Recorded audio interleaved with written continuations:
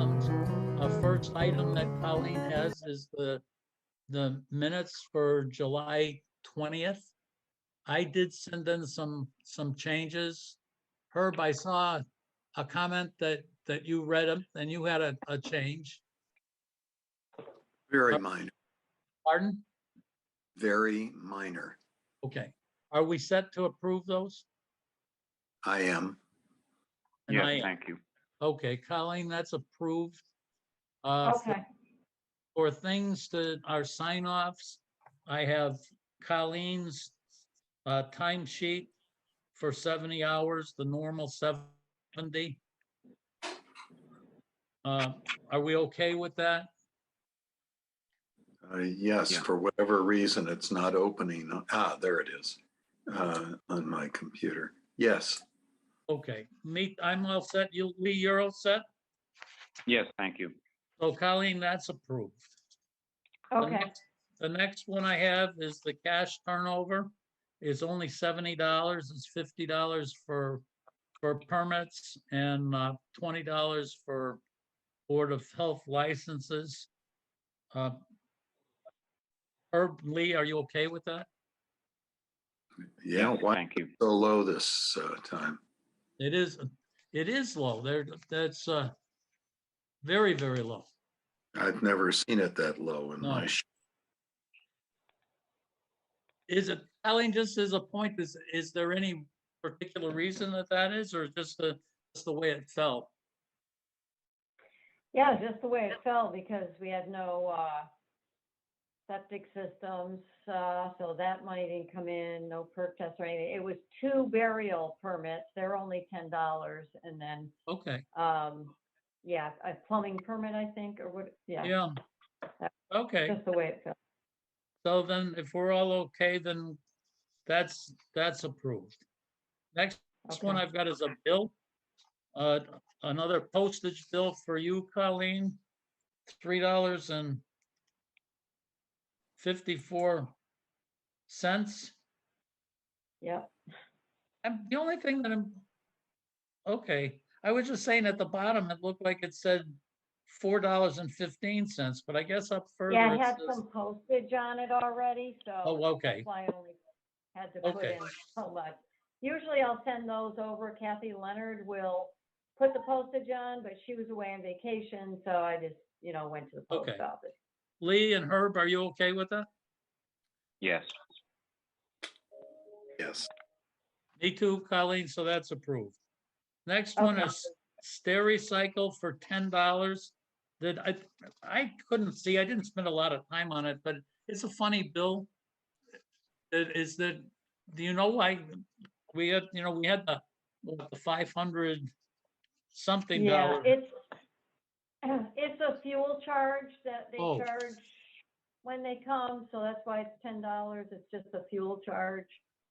Okay, And that's Herb? that's fell in not June, normal invoice. so that would be on the FY '21. yeah, it's at the bottom of the bill. The whole thing is right there. oh, you know what happened? I Yeah, I didn't think- print the third page. Oh, yeah, it's on the third Herb, page. Lee, are you okay with that? Yes, Sure. Okay, me too. So that's approved. The next Okay. one, I have is a certificate of compliance, and it's for 200 East Street. I They guess want that, that signed, but they want the septic sign off for the building department, so oh, that's what I Okay. need approval. okay, so that's only, we've already signed this one. It looks like we already signed the compliance one. So this Yeah, is, Lee just, had, yep. so we should do the second signature on Lee's certificate of compliance. Herb, are you okay with that second signature? Or third signature, both? Yes, I am too, so you can put our names on the certificate of compliance. And Okay. once we've done that, then Colleen, you can sign the building permit part, because you've got this. Oh, okay, okay. We should vote on that. Is it okay, Herb and Lee, for Colleen to then sign the building permit? Sure. Yes. Okay, so that you can do that. Okay. The next one is certificate of compliance. This one is 17 Deerbrook Drive. And Lee, did you inspect that? That should be a replacement of the distribution box and septic tank. That's right. Resulting from a failed Title V. And so that this says it was done. He's given the as-built. Are we all set with that? Yes, thank you. Are you okay, Herb, with that? Yes. I am too, Colleen, so you can sign that. The Okay. next one is 72 Aldrich Street. Also a certificate of compliance. Lee, I think that one's the one that was the old not Bruce Aldrich house. That's Bruce, the one that that's they were gonna inspect the deep pipe that was coming from the pipe underneath the driveway. yeah. And if they had to replace it, they were gonna lift everything up. Do you know if that was in fact, they just didn't have to replace that pipe? That's my understanding. The deep hole test was good sand. And was, Bob okay. Sheen was on site for that, along with Greg Everson and Rob Weasel, the homeowner. And everything went in just as according to plan. It was all good. Okay. So they followed what we had for conditions. They did all of it then. That's Are you, correct. are you okay with that, Herb? Yes. I am too. So Colleen, that's Okay. approved. Okay. The next one is 163 Bachelor Street. Also a certificate of compliance. No one has signed that one yet. Complete septic system it's Boardway. Did you look at that one, Lee? It's not ringing a bell. Is that one maybe the one that if you're coming down North Street and just as you hit Bachelor and have to make the turn to the right, your headlights would be shining right in this house when it's on the north side of Bachelor with the brook right up in there. That's the house then that just got the a new well as in addition to a new SAS then. Right. If that's the house, Greg Everson did install that, but that was several months ago. Not that it matters, but I don't know. I just don't understand why it's been out there that long. Unless it was a financial thing getting paid. I don't know. Can we do this in a way, Colleen, that you can get in touch with Bob Sheehan and find out, because he's signed off on it, and find out if that's the system, if that's the system, are we in a, Lee, did you inspect that one, Lee? I did. That was, but again, that was jeepers, maybe 7-8 weeks ago, I think. Yeah. But I did in fact do that along with siting the well. It was a very small footprint to work in. Yeah. But it's done as far as I can tell, measurement wise, everything fit in, was very tight. So are we in a spot that if Colleen can find out if that in fact is the right place, we could let Colleen sign it. If it's not the right place, we're gonna have to find out where it is and you can't sign it. Is that how we want to handle this? I think that's a reasonable approach. It's maybe none of our business. I don't know if I don't understand the delay on the paperwork. Again, Yeah. unless there was a financial or something, which I guess we can't get involved in. Herb, is that a satisfactory way to handle it for you? I really don't know, Dick. I'm looking at this 10/8/20 and just it's peculiar that it's taken so long, I guess. Yeah. We'll find out about the delay then. No, actually, this is just to say, did it in fact go in? It's too bad my phone is upstairs, so it won't ring. My wife's got it, but I guess I could call Bob Sheehan and find out so we can put this to bed.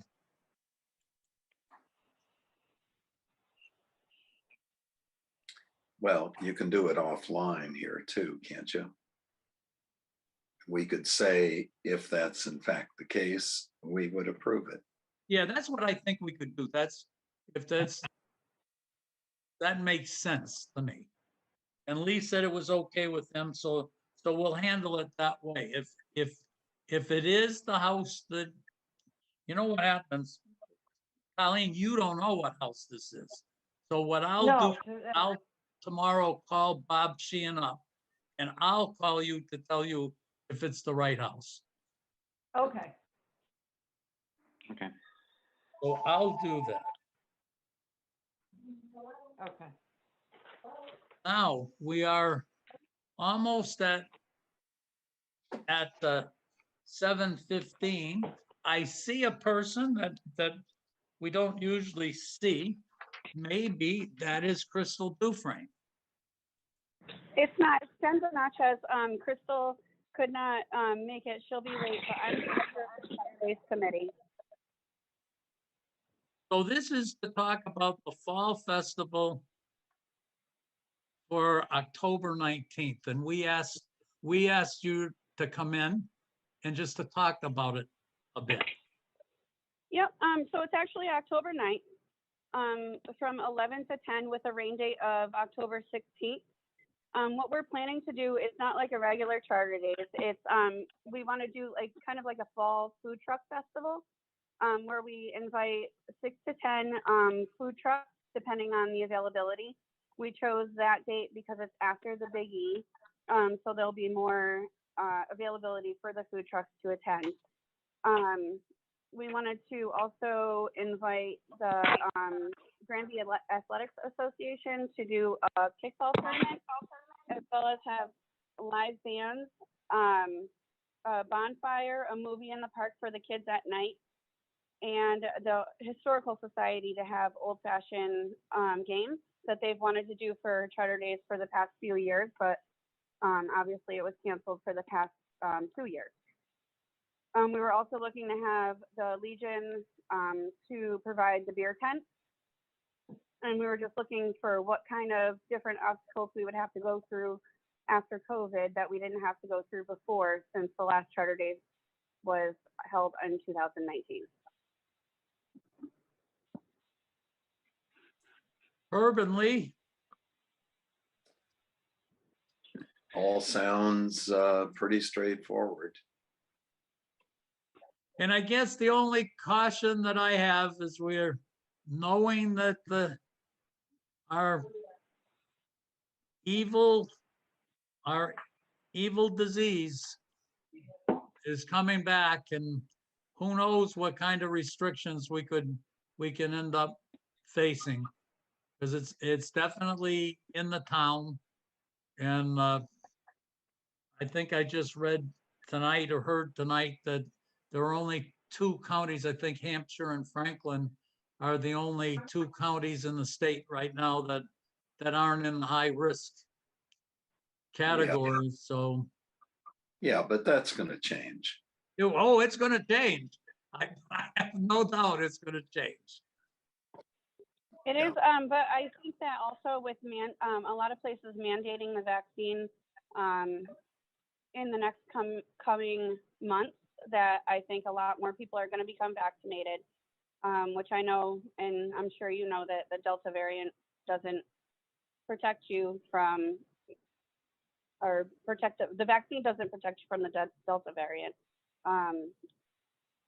So I'm not sure what your recommendation would be to either meet in another couple of weeks, but it is coming up quickly, and we have been going forward with planning everything. So it would be a disappointment to have everything planned and then have to cancel it at the last minute.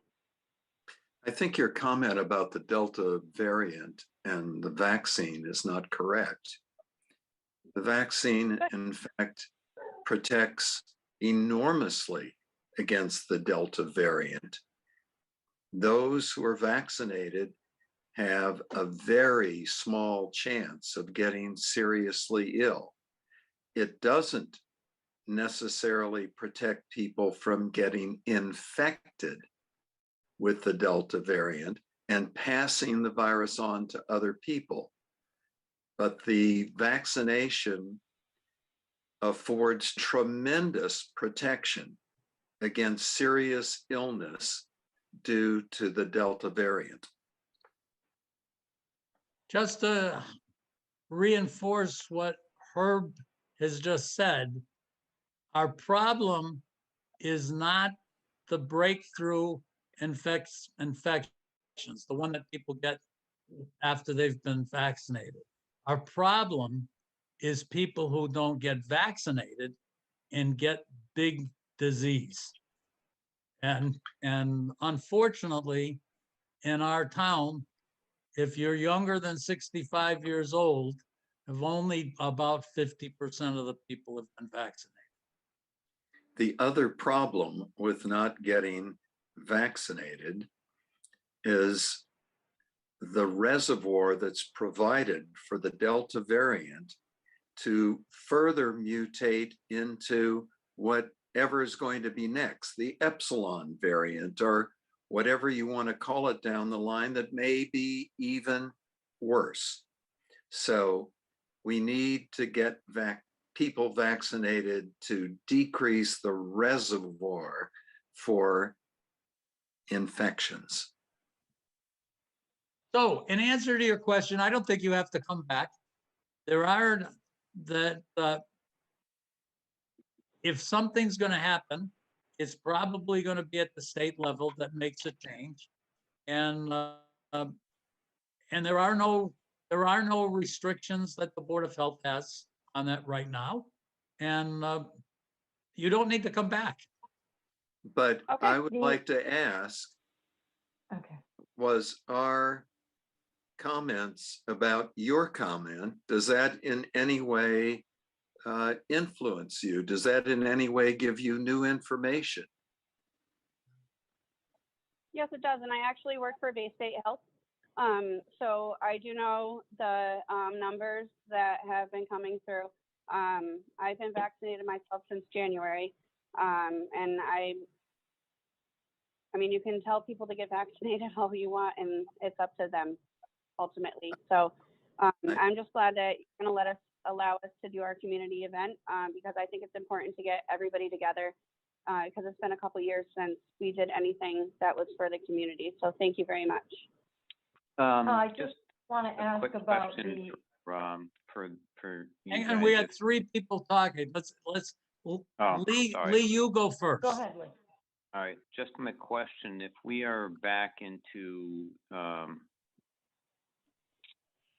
tracing and back into the state where we're chasing colors continually going forward, especially after school opens, is that going to eliminate the gathering of this many people in one location? I'm It just certainly trying to will think. if the state puts a kibosh on things and declares that meetings of whatever size are not allowable. as we did in the past. Or, yes, Okay. it So, could, okay, so that could so- happen. Exactly, exactly. So we're not gonna necessarily have to be reaching out to this group. The group will simply be paying attention to the same things we pay attention to and keep an eye towards the future as far as what shape we're gonna be in 6 and 10 weeks going forward for this outdoor festival. So we're not, I guess I'm probably being overly cautious, but we're not giving somebody a green light to do something regardless of what the state says we should not be allowing. That's completely understandable, and we don't want to put our community at risk either. So I think that if the state does make a decision like this, I think a good agreement that we can have with the Board of Health would be to come back and schedule a meeting and go through these same steps to see where we are in the future. Excellent. Thank you. Okay, have a good night. Thanks for coming in. No, I had a question. Oh, yeah, I have one forgot question. Colleen's next. Don't forget me.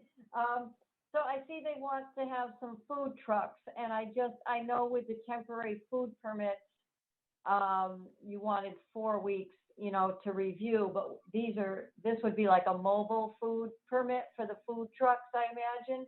So Yeah. when would you want them to submit the applications for the mobile food permits? Actually, I have our food vendor agreement here, and it says that we need the Serve Safe certification and allergen awareness certificate forwarded to the Board of Health for approval no later than September 9th. So it's a month before the event. Okay, that would give Lynn enough time to go over that detail as well as the vendors. And it gives us the 4 weeks that we require, so that should be all set.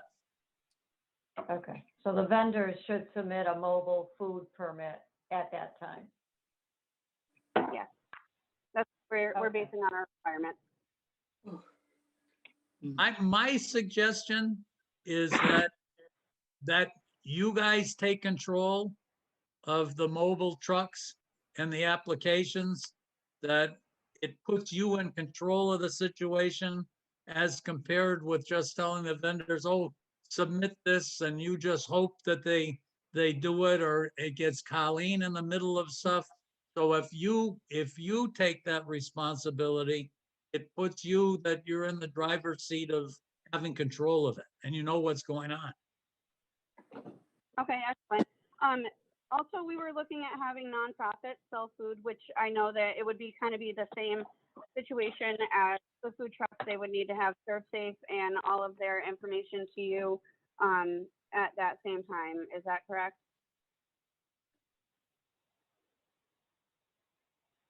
Like the nonprofits, such as the Legion, if they wanted to do something with the beer tent and sell something like fajitas on the Blackstone, or the Boy Scouts to do hamburgers and hot dogs. They would go through the same requirements as the food trucks would.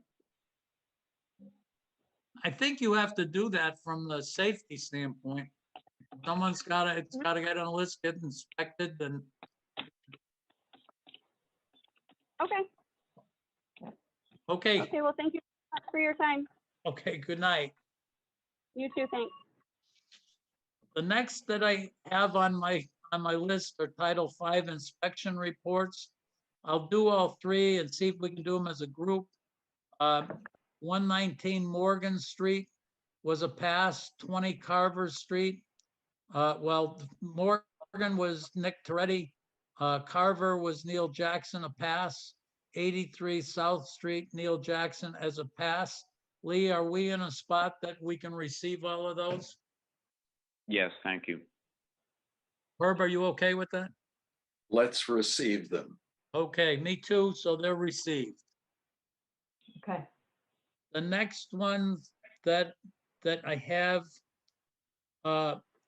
one thing that's changed, and I talked to Colleen about it, last meeting, I took the responsibility of getting in touch with Chris Martin, and one of the items was about moving to the library and what he wanted us to do, and he said he doesn't want us to do anything.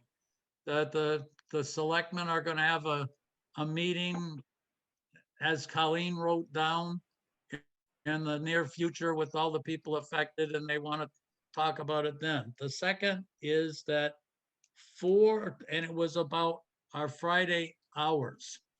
And for sure, that giving up the 1 o'clock to 2 o'clock on Friday afternoon, regardless of the data, is a really strong, I'll call it a hot button for Chris.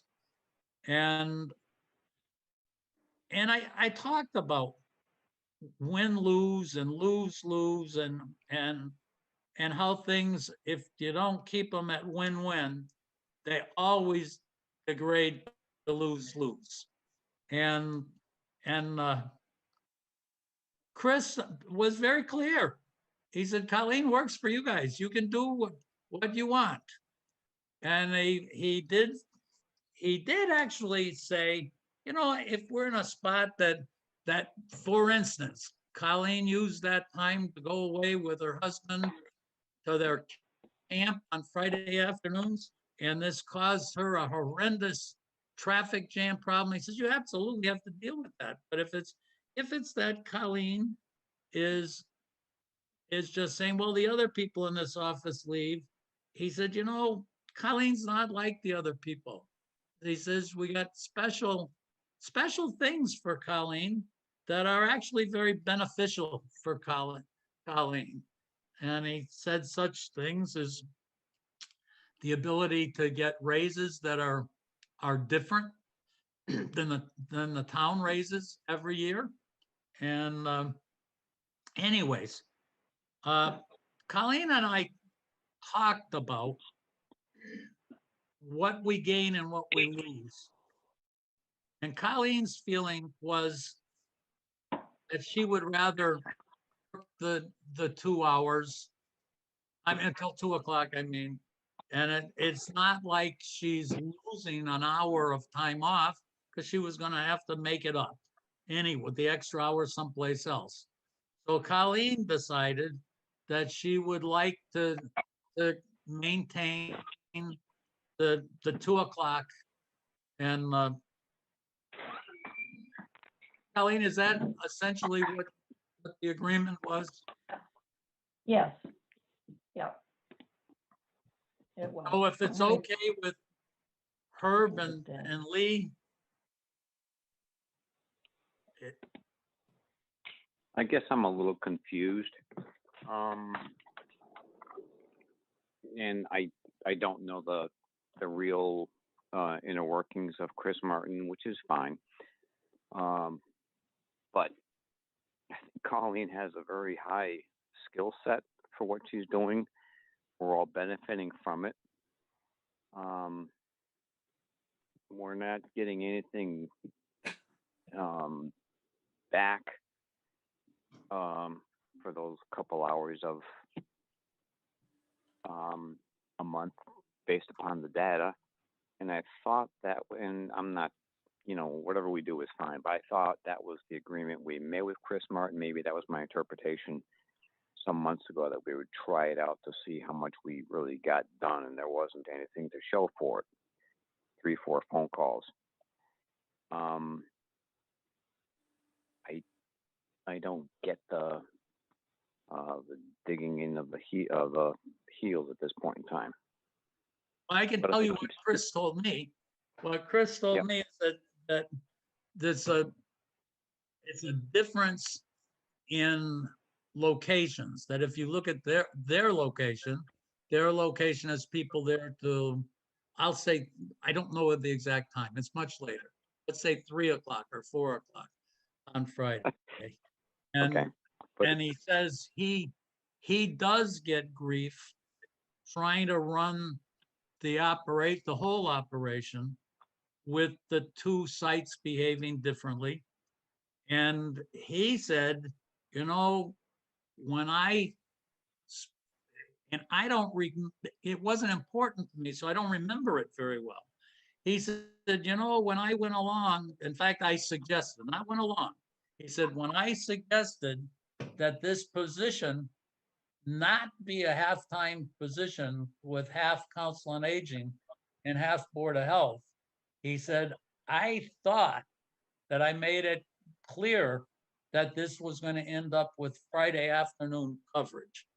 And it wasn't important to me at the time, so I can't tell you that that was a, a big deal.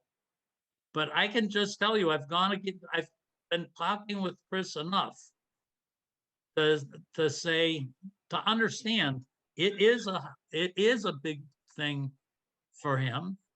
And he was actually the one that pointed out, he pointed two things out to me. One is he said, I'd like you guys to appreciate how hard it is for him to go through the finance committee when you have a big increase in that line item on the Board of Health to get Colleen. And he said, I'm the one that went and fought and defended that. And he also pointed out that he's the one that put in the contract that we, in fact, can review Colleen's salary every year, and it's disconnected from the annual rate that the town employees get. So if we were in a position that said, you know, this has been the year from hell, and we were really lucky to get Colleen, and that instead of whatever the 1% everybody else gets, that next year we would say, man, maybe we want a 5% raise for Colleen. But it just,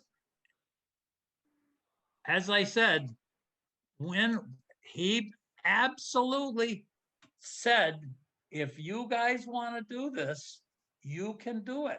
Colleen works for you. You're an elected board, but my advice is that it's way easier if we say we're going to go up, okay, we're going to do it on our own, and we're going to carry this on our own.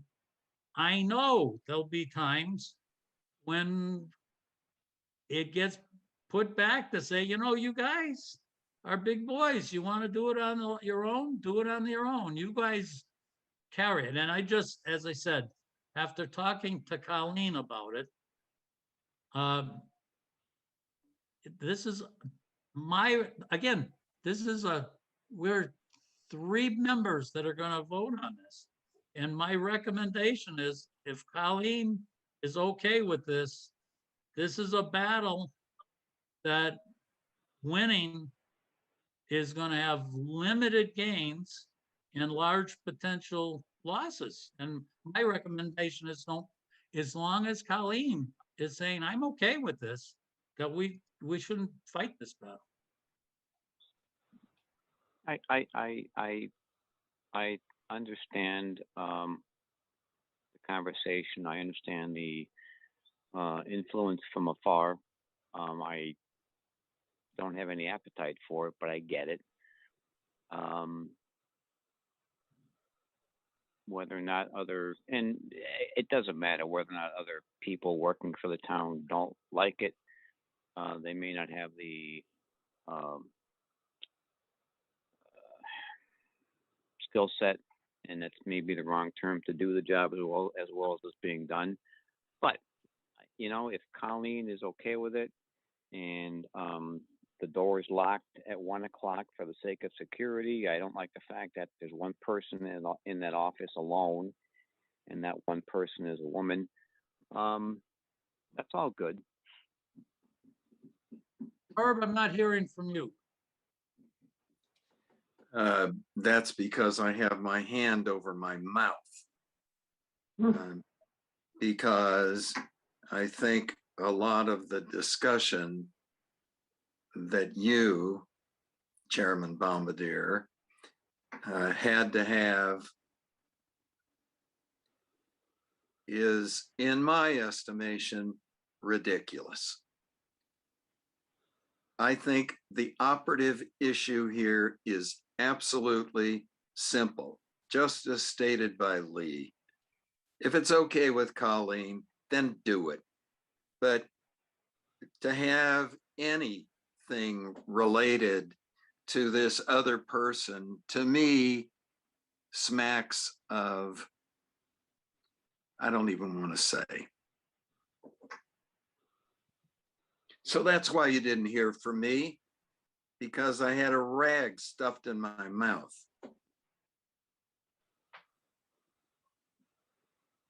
Then it looks like we've closed on it, Colleen. And Okay, we're gonna let you do it. Thank you, Colleen. Thank you, Colleen. you're welcome. You're welcome. Okay.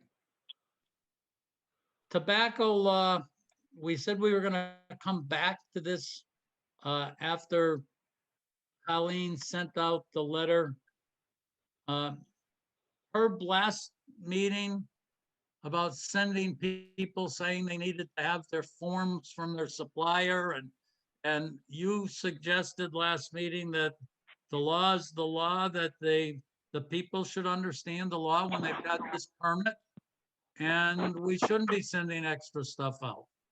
I don't know if you've changed your mind, but after I thought about it, I thought that what you said is something that I totally support, and I didn't think we should send out another letter, but I don't know if you've changed your mind, Herb, and Lee, I don't know what you're thinking about. I don't think I've changed my mind, Dick. We're not in the business of making state laws and local laws. We're a small board of health. So I would retain the comments, the position of the comments from before. Lee, what is your thought? I agree. It's the responsibility when you take this thing on, whether it's alcohol, tobacco, or whatever you do, you charge yourself with knowing what's going on and keeping up with the changes, just as I have to do in my business. And, you know, whether it's medicine, engineering, whatever it is, you got to be with it or Okay, get out of it. we're in 100% agreement. The letter doesn't go out. The next one, I guess we can do the grant for the DEP sensors. There actually one that's not on here in terms of grants. I saw Herb, you made a comment, and there's another grant that's for or I'm not sure it's even a grant, but it looks like free test kits that are Binax Nows, I guess, and it looks like they're fast tests. Herb, you made a comment. I thought about your comment when I read it, and I said, you know, it doesn't make a lot of sense to have Colleen have a big bunch of tests that six sick people come into Colleen and say, hey, Colleen, I'm sick, maybe, will you give me these tests? And it seemed like it's a good way to get Colleen sick. And I think I even said something that maybe we'd have to show people how to use them. And the other thing that's in that little blurb said that even if we wanted, for instance, to give them to the schools instead, that we can't give them to another person. So Herb didn't think it was a great idea. I don't think it's a great idea. Lee, what do you think? Yeah, I agree with you guys. It's opening Pandora's box on a small scale. I think we should steer clear of it. Herb, you haven't changed your opinion since you wrote that? Nope. Okay, we're not doing that one. The next Okay. one, the next one is a free, it's a grant for free air sensors. There, you can get a minimum of 5 up to 10. The literature that the state sends out says they're into, I think the term they use, environmental justice areas. It looks like it's for poor communities and maybe, maybe particularly dirty air communities, but there's 200,000 bucks.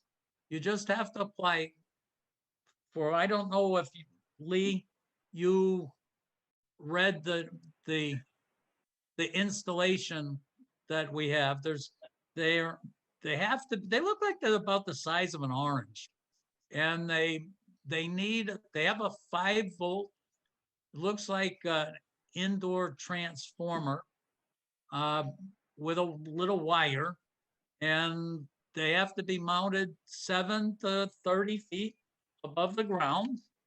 They also have to have some sort of connection to any old Wi-Fi system. So there's some installation involved. And they have to be mounted in a place that they have a minimum of 180 degrees of clearance. And so they have to be able to look out. They could be mounted against the wall, for instance, but they can't be mounted near any trees. So this is to get dust. The article Herb sent out was stuff that comes out of diesels, among those. And it's not, mainly for particles that make it into your lungs and that don't end up getting trapped on the way through, and they go deep in you. And there is no data collection for us. They automatically are doing particle counts. And they're doing, so they count various size particles, and they also give out temperature and humidity, and automatically go into a system, gets put in a database, and it all gets plotted out. So the question is, first, are we interested in applying for any grant? And second, how big a quantity would we be after? I did send out, I don't know if you had a chance to read it, Lee. I looked and said, if you're looking for environmental justice kind of areas, that I would say stick one at the public school complex, stick one at McDuffie, stick one that's somewhere near the low income housing and Finn's Hill, which are touching each other, and stick them a couple other places. But I don't know if any of those places has, I'm guessing the schools probably have a Wi-Fi connection. I thought about it. I don't know about you, Herb. I'm not sure if it were outside your house, would you readily let them tie into your Wi-Fi system? Well, I think that's one of the questions, Dick. How does one connect to a public Wi-Fi system with these devices? And that's, I believe, what I wrote as part of the issues here. Also issues, you might have to climb up on somebody's building, and to climb up on somebody's building, there's potential liability issues. And you note that I also said, I am not going to climb 7 to 30 feet in the air to wire these things. So we would have to hire a handyman, and that would have to be part of the budget. But let me just expand a little bit on your comments. PM 2.5, as in the article that I wrote with Ari Bernstein that I sent out, it was entitled "A Killer in Our Midst." And in fact, there is a lot of data about PM 2.5, and especially asthma and chronic pulmonary diseases. So you might say, well, you know, this comes out of diesel and we've got 5 corners and we've got 202 and da da da da da. Well, let me tell you some specific instances. On Cold Hill Road, when there was a whole lot of trees that had to be removed a few months ago, Dave DeRozier and the highway department were here, as they should be. And Dave had all of his trucks idling, all of them. In Chicago, where I took this on as well, we had a 5-minute maximum time to idle. Now, you know for sure that bus drivers are not going to turn their buses off, especially in the winter. But the police could issue tickets if they wanted to. So instead of trying to take that on, I took on the University of Chicago hospitals and our emergency bays, because ambulances come in and guess what they do?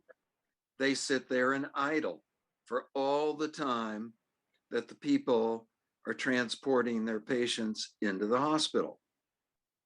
And I actually convinced, I'm not trying to say here, please understand me, that I know about this or I'm so good at whatever, but I convinced the University of Chicago to put in electrical outlets so the ambulances could turn off their engines and plug in to pull down outlets from the roof of the emergency bay. And they did it. Are they still doing it? If I had to guess, I'd say no, unless someone is pushing the issue. So do our ambulances sit idling at the safety complex? I don't know the answer to that. They have to keep everything charged. So either they're plugged in or they're idling. Dave made it very clear to me when I talked to him about all of the trucks out on the street that, well, you know, it's a pain for everybody to turn off their engines and turn them back on. And I said, Dave, give me a break. It's not hard to turn on a diesel engine. It instantly starts. And he said, well, you know, so just if we were successful in convincing the town of Granby to institute a moratorium on idling for more than 5 minutes, I think we would do something positive for the air in our town, which is the whole point of this. Now, if you ask me, do I want to climb up and install these things? No. Do I want to find the internet for each one of them? No. Do I want to approach all of the owners of businesses and other things? No, I don't. But do I think we should do what we can to improve the air quality in town? Yes, I do. So if all of us wanted to do it and agreed to work together, then we might want to do it. But no, Herb doesn't want to do this by himself. I would anticipate that we would go, if we're going to do it, we have some skills of people that already work. We have an IT guy that works for the town. Yes, We have a public works department that does have the stuff to go up on a telephone pole or whatever, wherever it is, and put this. right, since we have bucket trucks. Yeah. So I think if we chose to do this, that maybe we'd end up being limited to where we can do them. I'm guessing the schools and can't guarantee you whether the town hall has a Wi-Fi system, but there's at least three right there that we could get into. And as if I look, I read it again tonight, and supposedly the darn system is secure. Yes, And if you had it near somebody's house, and you just have to, it has to just be able to read the Wi-Fi, get the signal, and then you can get permission to get on it. I looked at it, that part. The biggest problem that I thought that I had was taking that lousy 5-volt mini USB, take the 5-volt transformer, and how in the heck do you do that? That's a little indoor transformer to get it outside. But I think that's doable. I would support going out and trying to get, as I said, if we said 5 of them, could we manage 5 of them? I think we could. we don't have to manage any of them. But we have to get them installed. That's correct. So all we have to do is install them. We don't have to manage anything. No, once they're going and they're linked into they're powered and linked into the Wi-Fi, that's the end of the story. It's all done. Correct. And if we found out that we had an excess PM 2.5 in various places around town, maybe we could actually do something about it. And if we actually got the grant, maybe we could convince the highway department to stop idling their diesel trucks. And maybe we could talk to Thoreau Brothers or whomever. Right, right. Everybody's idling their trucks because no one pays any attention. What I can tell you that you probably don't know, Herb, and I don't know if Lee knows it. Part of the reason that when I was dealing last year with the school system, part of the reason that the unit ventilators along the south side of the high school are all blocked up and don't work is because the bus exhaust was so bad that when the buses were idling, you couldn't take it inside the building. Hello. That's what I'm Hello. saying. So maybe the places that you put, maybe you don't do one at one school. Maybe you move and put them at each school and see. But I don't, other than that, we may never get the grant. I'm sorry, I can't understand you. I said, maybe we'll never get the grant. But if you don't try for it, you're not going to get it. Lee, you haven't said anything. I believe, and I don't know why I believe this, but I believe strongly that these 5-minute laws are in fact already on the books in this state. Something came up about this years ago, and we dug into it a lot. I don't know the specifics, but there is, in fact, Herb is right. There is a 5-minute law against idling, but nobody bothers with it. They should. The only exception, and I don't know if there is an exception to emergency service vehicles, possibly. But as far as highway construction, the rest of that stuff, I don't believe that holds any weight whatsoever, or at least it shouldn't. It's a waste of fuel, and it's killing a lot of people slowly. I fully support Herb's comments, And if we can get these things in town and start getting some numbers, and if in fact they are laws, which I think they are, but I could be mistaken, No, I think then you're right. we need to remind these local contractors, highway department, whoever it is, they got to change their habits. So sounds like the three of us are saying we should go for this grant. I would like Yes. to. Yes. How many are we gonna ask for? I still think we should, since there's only $200,000, I think we shouldn't be greedy and we ought to go after the 5. Well, as you know, I added sites to your sites. So I would want to go for 10, but that would be at the time the grant was actually written. I don't think that's something that has to be decided at this point.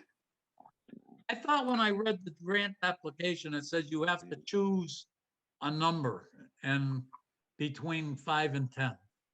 Correct, but we don't have to do it tonight, is what I said. Oh no, we've got until October something Yes, to do it.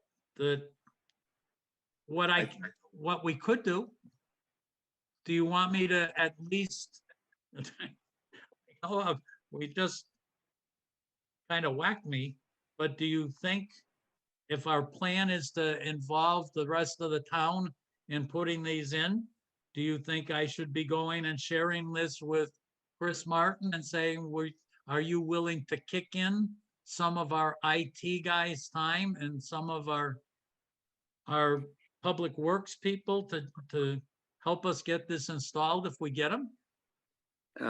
and I would modify that to say that in the grant, part of the budget would be to reimburse that time that was spent for town people to be involved in the installation.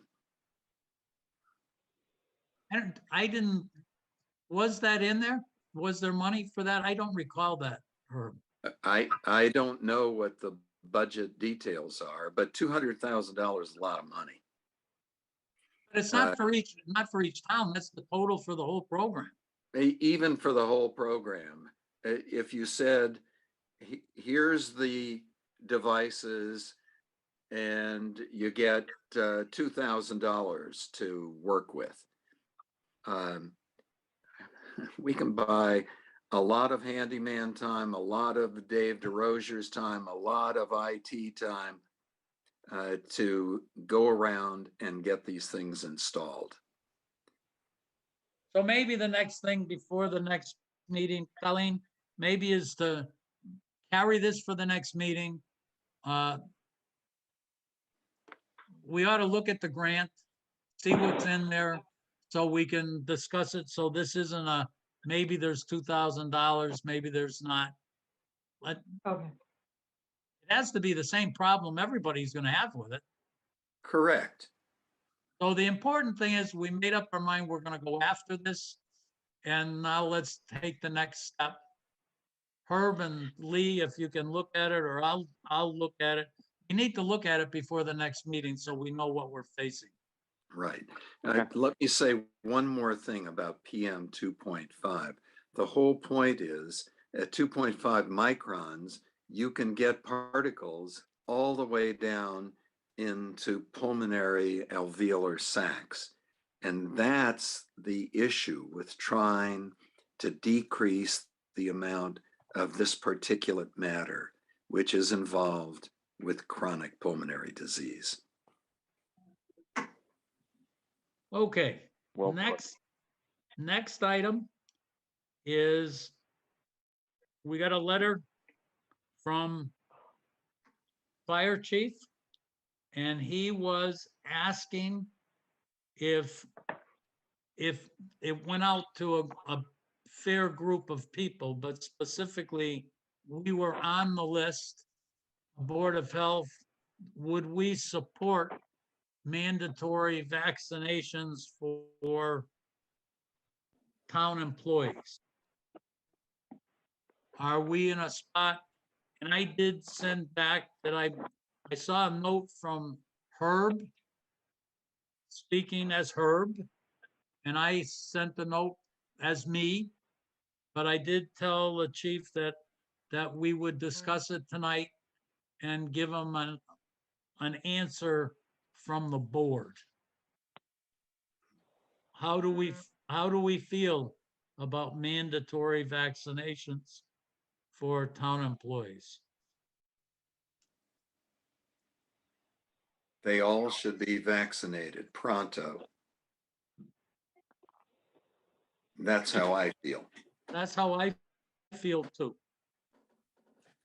And I was really upset the other day when my wife Connie and I went into the annex to have to talk to tax and whatever adjustment for a bill for excise tax. That the person not only was not vaccinated, wasn't wearing a mask. And I didn't know that. And I didn't appreciate that. And I didn't even think to ask. So I'm not happy with the present state of some town employees. Colleen has further information about that. So does this include all of the K through 12 teachers? Well, I talked to the new superintendent this week. And I told him that in fact, in my note that I copied the chief in, that I thought that the teachers should be required to do it. At this point, the union won't even let the administration ask if they've been vaccinated. And my feeling is, and I told Stephen that I thought there was going to be a wave of pressure that came, that just as much as the teachers said they should be moved up in line because it was so important, because they're dealing with these kids.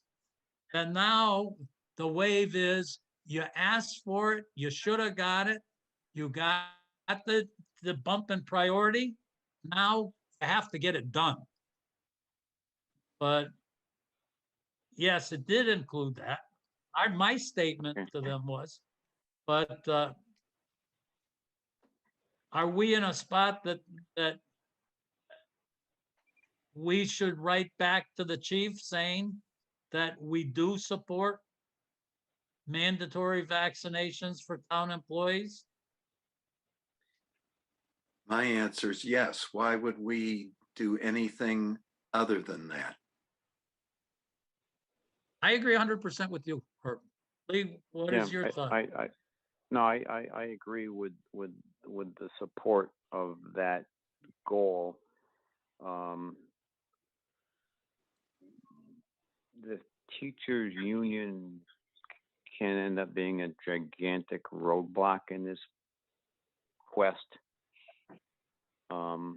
But we're not saying it has to be or you can't work here. I mean, we're supporting the fact that we want that done. Knowing that if somebody doesn't like our suggestion, we don't have the unfortunate resources to dig in and scurry off to court to change their mind. That's somebody else's battle. I will take a shot at writing a note to the chief. It's going to be a quick note saying we discussed it and we're unanimous in the support of, actually, Colleen can do it. Colleen, you can, if you find his letter saying the Board of Health discussed it tonight and the board is unanimous in the support of requiring the full vaccination of all town employees. Is that simple enough? That is simple enough. That is what we should send him. Okay, So that one, that is done. Uh, Is there any movement, and I'm ignorant of this, is there any movement on on this topic from the governor's office? I haven't seen it. But I, for sure, DESI is slow. And the Department of Elementary and Secondary Education is slow in responding to any of this stuff. Up until a week ago, they were just saying life's going to go back to normal, no restrictions on anything. Yeah. But I don't think, I think that stuff is going to come because the same unions, they are clamoring to force masks on school children. So I think you can't have this both ways. I think it's going to come back. And as I told Stephen, said you can see it in the hospitals. You're now going to see it right after it is first responders, and right after that is going to be teachers. So it shouldn't make any difference to us what the school teachers union or anyone else says.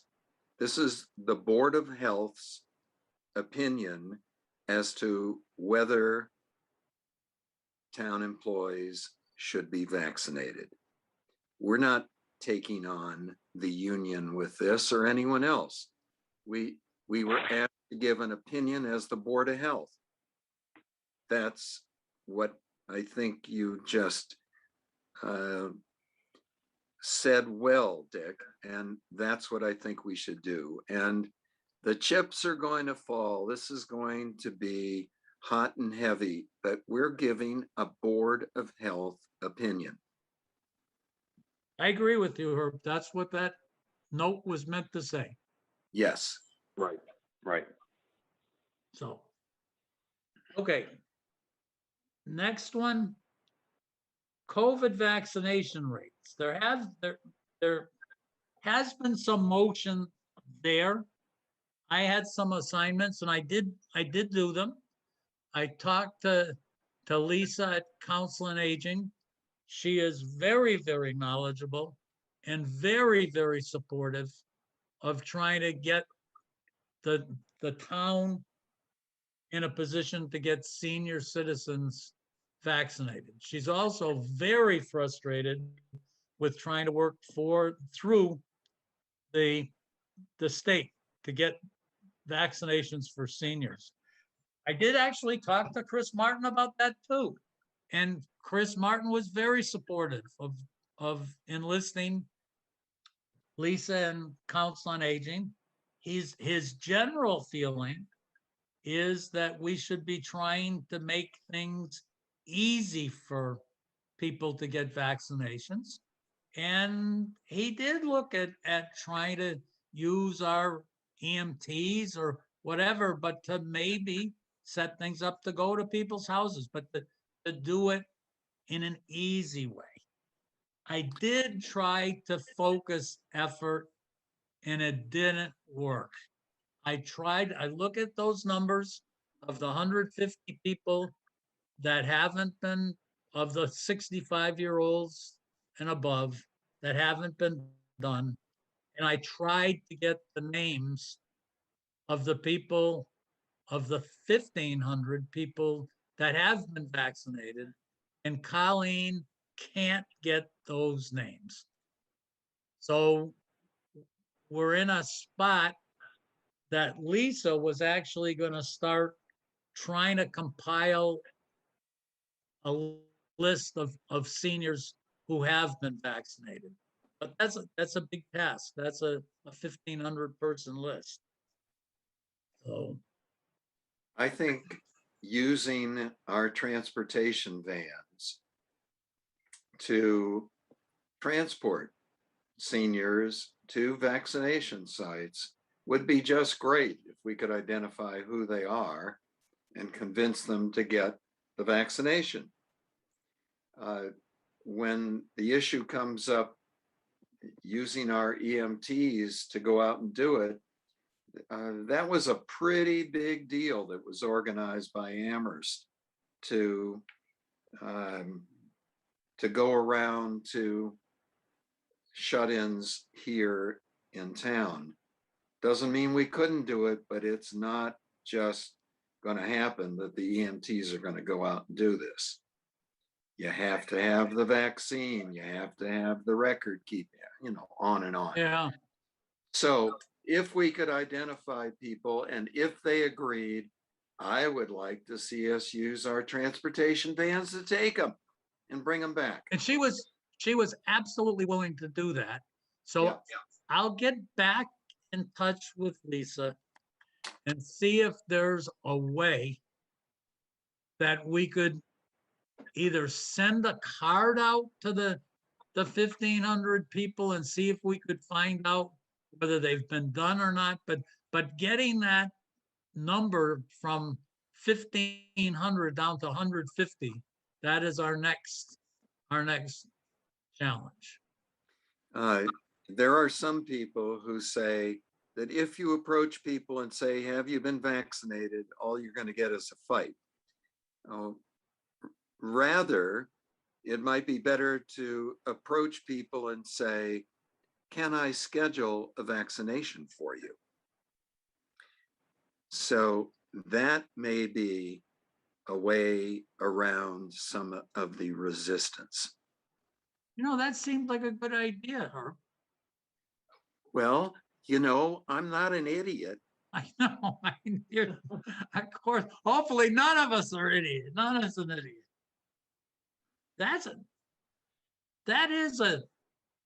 It's a totally different approach. Rather Yeah. than put someone on the spot, can I schedule an immunization for you? Yeah. That would be a wonderful use of the senior center resources. Yeah. I need to call Lisa back anyways, because I promised her I'd call after we found out if Colleen could get that list. We certainly, with the elderly, we certainly have a different product that we're selling in that those people really can die from this, as compared with a 32-year-old who says, I'm just going to get a cold. So Which is incorrect. it is. So, okay, let me get back. But you remember, Dick, the young lady that spoke to us earlier who works at Bay State made a very clear, incorrect statement. Yes. Very clear and very incorrect. So I didn't mean to be pedantic, but man, that was bad information that she would be promulgating. I think you were right to do that. I think you were absolutely right, because it was even to have it just on GCAM and not say, gee, that's just wrong. Yeah. Right. So I think it's going to be coming up.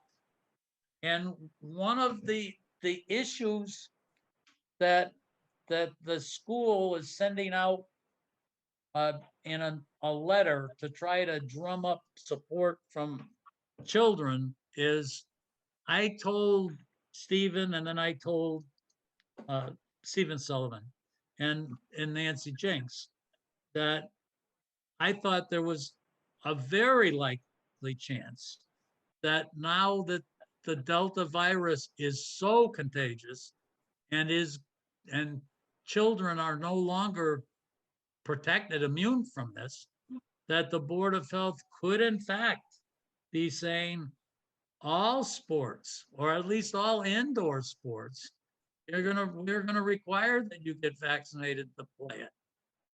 And I said it would be discussed.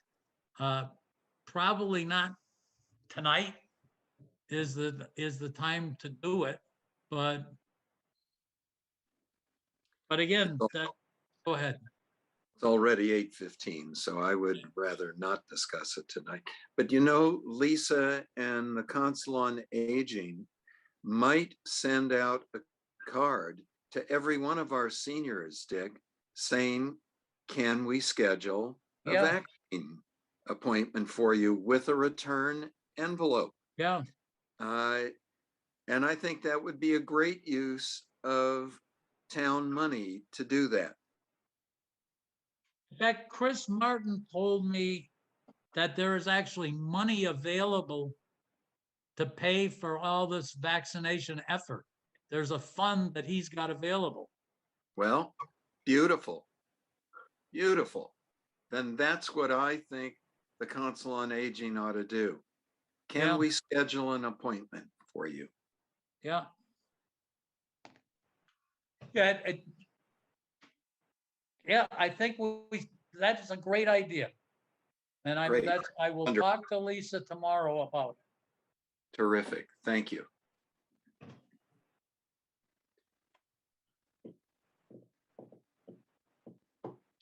I'm just trying to see my other notes. And I guess that's what I had. Colleen, do you have stuff?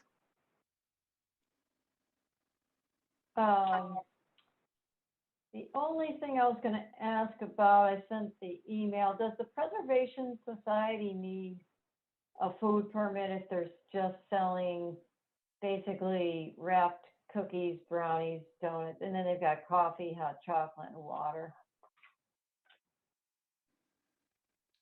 Selling it where?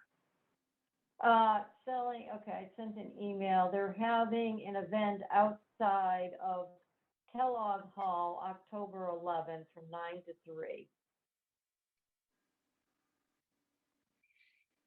They've got somebody that's serves safe certified, but they were just selling those items: wrapped cookies, brownies, and donuts, individual bags of chips and popcorn, coffee, hot chocolate, bottles of water.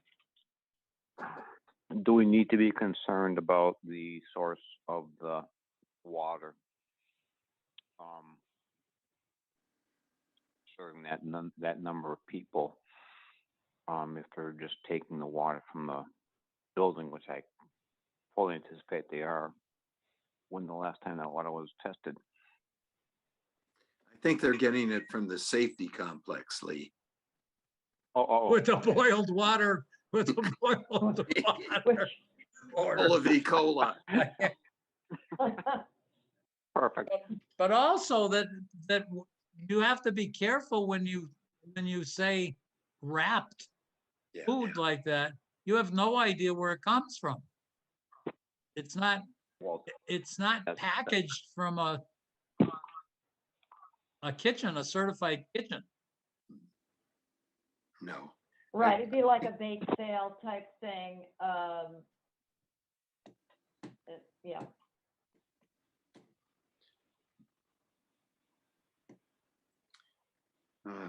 So, yes, on the, do a temporary food permit.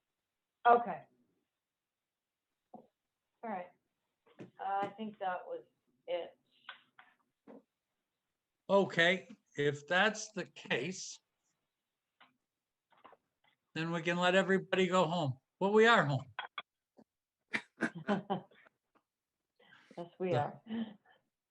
Good night, Irene. Yeah, good night. Good night, folks. Thank Good you. night.